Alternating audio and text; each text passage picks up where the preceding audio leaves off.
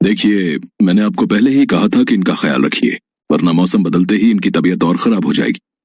जी, अब मैं क्या करूं डॉक्टर साहब?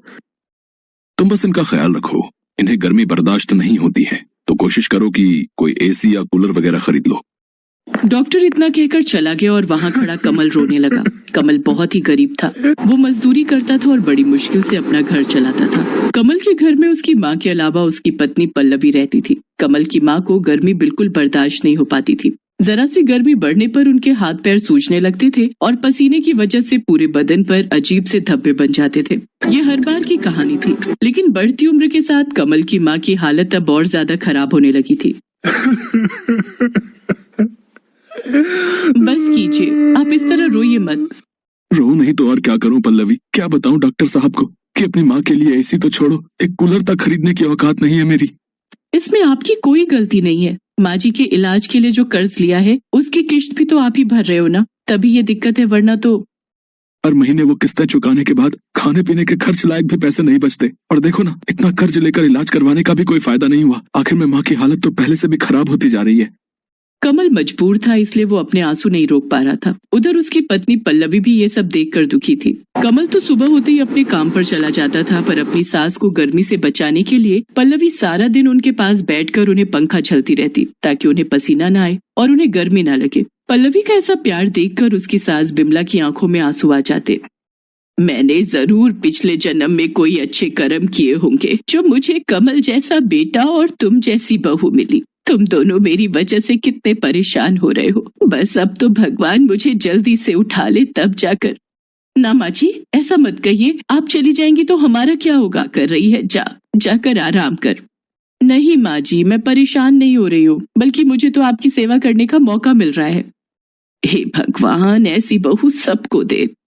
कमल और पल्लवी दोनों विमला की बहुत सेवा करते थे। विमला को पंखा करते हुए पल्लवी सोचने लगी कि ऐसा क्या किया जाए जिससे उसकी सास के लिए एक एसी का इंतजाम हो जाए। और फिर उसी शाम, सुनिए, आपसे एक बात कहनी थी। हाँ बोलो ना।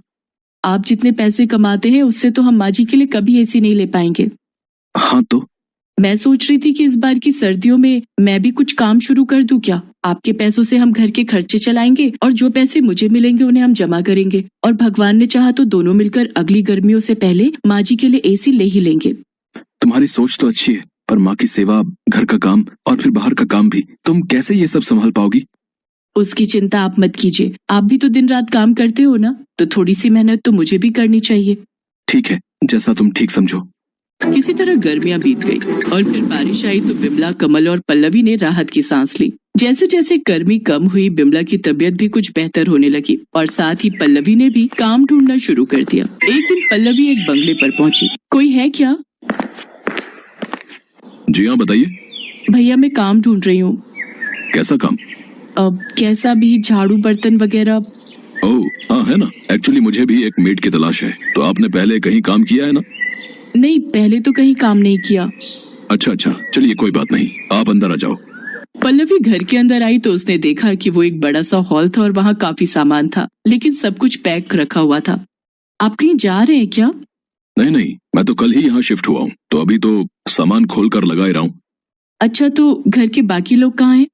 मैं अकेला ही हूँ दीदी, मेरी जॉब लगी है यहाँ, परिवार साथ नहीं रहता।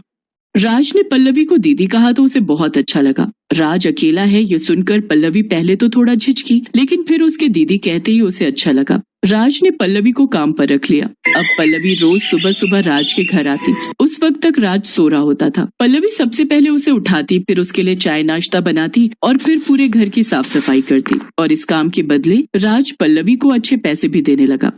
फिर एक दिन, दीदी आप एक काम करो, कल मत आना। क्यों, क्या हुआ भैया? अरे आपको काम करते करते हफ्ता हो गया, तो एक छुट्टी तो बनती है ना हफ्ते में, वरना आपकी सास आपसे नाराज हो जाएंगी। नहीं होंगी भैया, मेरी सास बहुत अच्छी है, कभी मुझ पर नाराज नहीं होती। अब वैसे ठीक है, मैं कल नहीं आऊंगी। बिमला के आराम के लिए कमल और पल्लवी दिन रात मेहनत कर रहे थे। उधर पल्लवी और राज में अच्छी बनने लगी थी।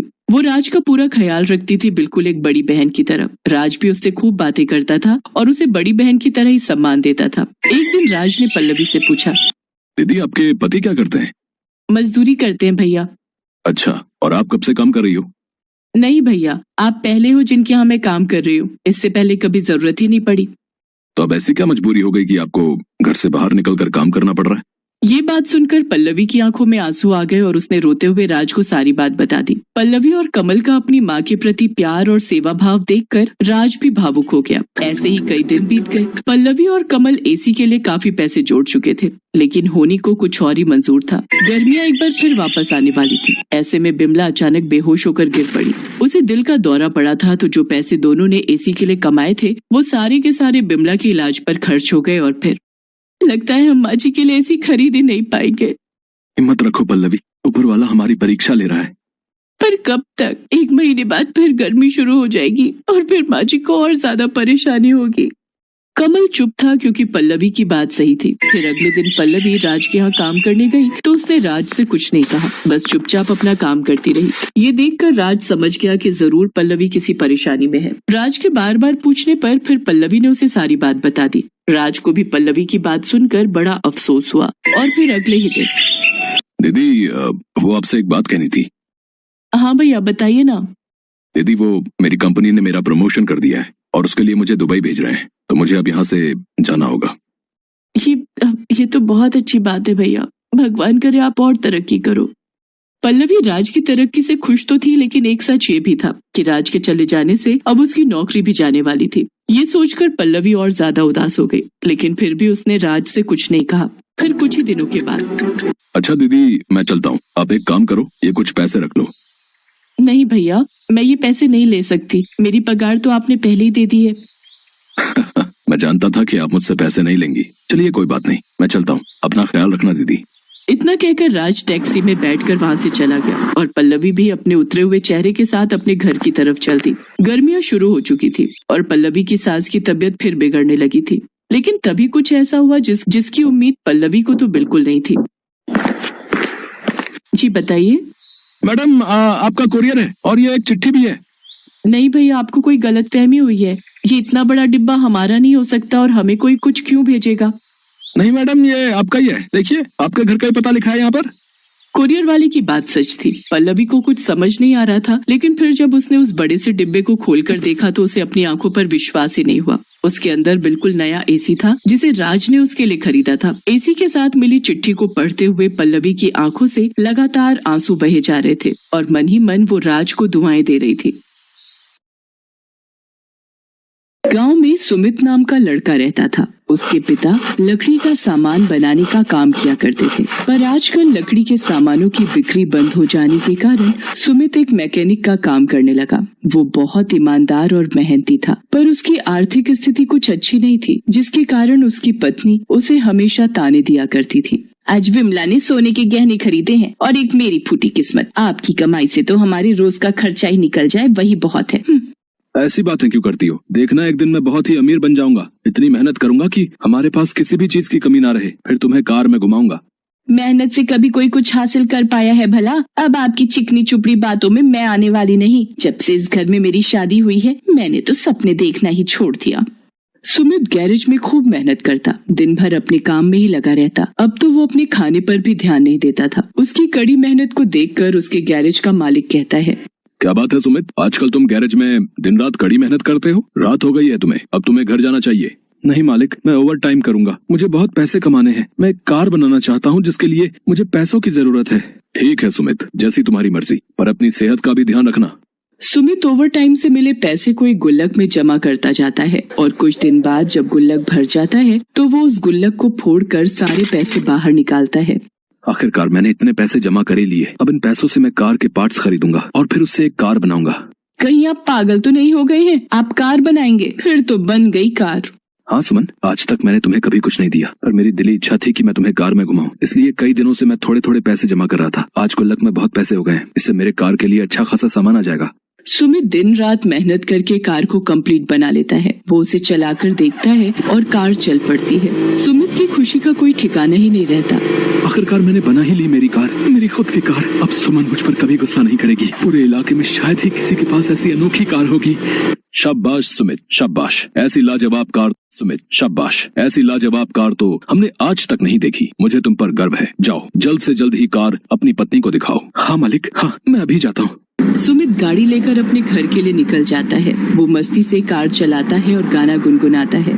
चला जाता हूँ किसी की धुन में, धड़कते दिल के तराने लिए। रास्ते में उसकी नजर एक फूल की दुकान पर पड़ती है। वो फूल लेने फूल वाले की दुकान के पास अपनी गाड़ी रोकता है। वो मन ही मन सोचता है, सुमन के लिए कुछ फूल ले लेता हूँ, वो तो बहुत खुश हो जाएगी। गाड़ी से उतरकर वह फूल वाले से कहता है, अरे फूल वाले भैया, जरा अच्छे अच्छे लाल गुलाब दिखाना। देखिए भैया, कौन से गुलाब पैक कर दूं? हैं? सारे गुलाब ताजे हैं। ये लाल गुलाब लीजिए, भाभी खुश हो जाएंगी, बता रहा हूँ। सुमित दुकान से गुलाब लेकर जैसे ही पीछे मुड़ता है, देखता है कि कार वहाँ है ही नहीं। हे भगवान, कहाँ गई मेरी कार? यही तो खड़ी की थी मैंने। मेरे सारे पैसे उसमें लगे हैं। अब मैं सुमन को क्या कहूँगा? हाँ भैया, देरी मत करिए, हैं? तुरंत पुलिस स्टेशन जाकर रिपोर्ट करवाइए। हाँ। सुमित भागते भागते पुलिस स्टेशन जाता है। पसीने से लथपथ सुमित पुलिस स्टेशन पहुंचता है।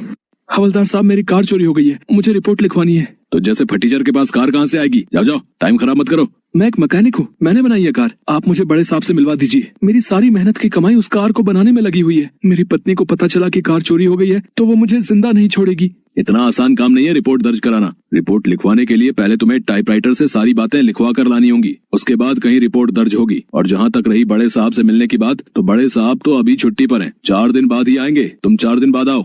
सुमित बहुत दुखी हो जाता है और उदास चेहरे के साथ अपने घर जाने के लिए निकल पड़ता है। रास्ते